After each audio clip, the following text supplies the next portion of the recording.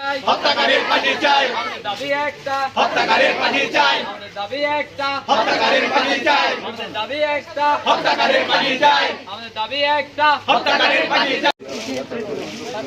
খাওয়া করছো? সকালে খেয়েছো কিছু? নাস্তা করছো? এখন কি খারাপ লাগতেছে? তোমার এখানে লাগে, মাথায় লাগে? তুমি কালকে যখন এই যে তোমার মা যখন ওইখানে ছিল তখন তুমি ওখানে ছিলা, পিছনে ছিলা? কাউরে দেখছো? কেউ বাইরে থেকে আসছিল দেখছো? হ্যাঁ, নাম বলো। বলো কে ছিল বাবা? মাত্র মোটামুটি 11টার দিকে ওই সময় তো আসলে সবাই ঘুমায়।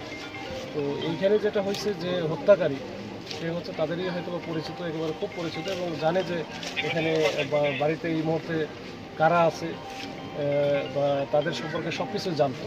এই জন্য হয়তো পিছন দিক দিয়ে যে দরজাটা আছে ওইখানে গিয়ে হয়তো আমার মনে হচ্ছে যে এরকম কিছু একটা হবে যে ওইখান দিয়ে ঢোকে সে।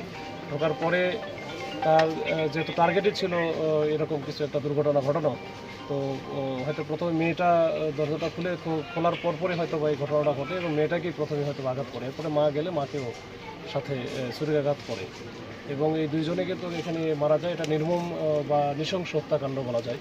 তো একেবারে নিভৃত পল্লীতে এই ঘটনাটা ঘটেছে। বুঝতে পারছি যে এটা যারা যে হত্যাকারী তার সম্পর্কে আমাদের মোটামুটি ধারণা যে আমরা আইডেন্টিফাই করেছি তাকে এবং তাকে ধরার জন্য সকল রকমের আমাদের চেষ্টা চলছে।